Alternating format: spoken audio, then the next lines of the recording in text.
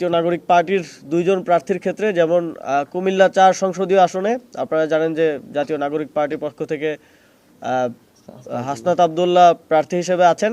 সেখানে আমরা দেখেছি যে বিএনপির যিনি প্রার্থী তিনি তার প্রায় ১০০ কোটি টাকার উপরে ঋণ খেলাপির তথ্য গোপন করেছেন।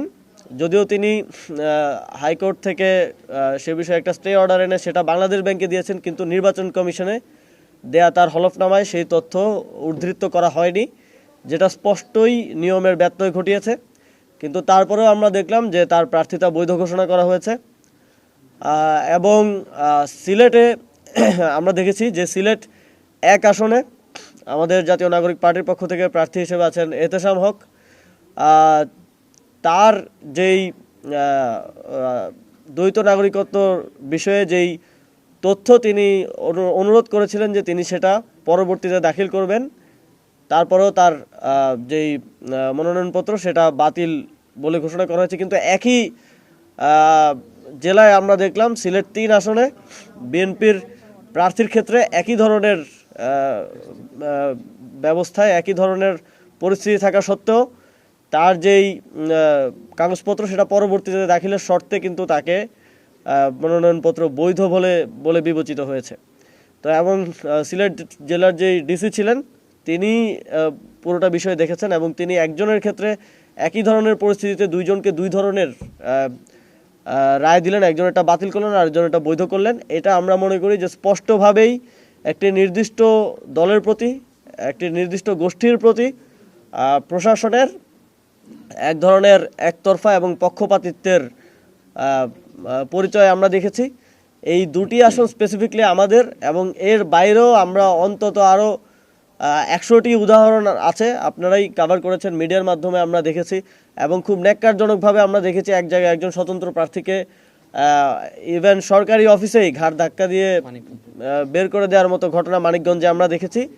এটা যেই প্রার্থীরা নির্বাচন করছেন এবং বাংলাদেশের জনগণ যারা তাদের রায় প্রকাশ করবেন আগামী ১২ই ফেব্রুয়ারি, তাদের জন্য একটা আশঙ্কার বিষয়, শঙ্কার বিষয় যে এই নির্বাচনটা কি সুষ্ঠু, নিরপেক্ষ এবং মানুষের ভোটাধিকার প্রয়োগের মাধ্যমে সম্পন্ন হবে, নাকি প্রশাসনের যেই বিগত ৩টা নির্বাচনে আমরা দেখে এসেছি প্রশাসনের এক ধরনের পক্ষপাতিত্ব, একতরফা আচরণ,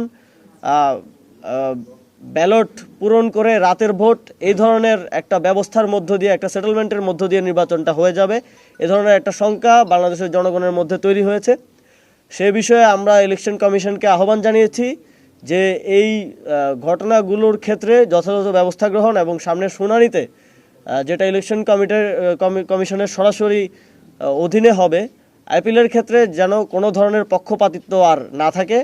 যদি সেখানে কোনো ধরনের পক্ষপাতিত্ব হয় তাহলে আমরা এই ইলেকশন কমিশনের নির্বাচন, একটা সুষ্ঠু নির্বাচন আয়োজনের যেই সক্ষমতা সেটার উপরে প্রশ্ন আসবে এবং বাংলাদেশের জনগণের মধ্যে যেই শঙ্কাটা তৈরি হয়েছে আমরা যাচাই বাছাইয়ের প্রক্রিয়ার মধ্যে আমরা দেখেছি, সেই শঙ্কাটা আরও ঘনীভূত হবে। এর বাইরেও যদি আমার নিজ জন্মস্থানের কথা বলি, সেখানে আমরা দেখলাম যে বিএনপির যিনি প্রার্থী তিনি ঋণ খেলাপির কথা উল্লেখ করেননি হলফনামায়। ১৯০ কোটি টাকার তার ঋণ খেলাপি আছে এবং একই সাথে তিনি তুরস্কের নাগরিক। আমরা অনেক জায়গায় তার সেই আইডি কার্ডও ঘুরতে দেখছি সোশ্যাল মিডিয়ায় বিভিন্ন জায়গায়। কিন্তু এই দুইটা স্পষ্ট আচরণবিধি লঙ্ঘন এবং এই স্পষ্ট ইয়ার ফলেও কিন্তু তার যেই প্রার্থিতা সেটা বৈধ বলে বিবেচিত হয়েছে। তো এই বিষয়গুলোতে সামনে যেহেতু আপিল হবে, আমরা স্পষ্টভাবে বলে দিতে চাই আপিলে কোনো ধরনের পক্ষপাতিত্ব, প্রেফারেন্স এবং কোনো ধরনের বড় দলের প্রতি কোনো ধরনের দুর্বলতা আমরা ইলেকশন কমিশনের দেখতে চাই না। যদি সে ধরনের পরিস্থিতি আমরা দেখি তাহলে জুলাই গণঅভ্যুত্থানের পরে আমাদের সবচেয়ে গুরুত্বপূর্ণ যে গণতান্ত্রিক রূপান্তরের যে এজেন্ডা, এবং এত মানুষ জীবন দিয়েছে, আহত হয়েছে, এখনও আমাদের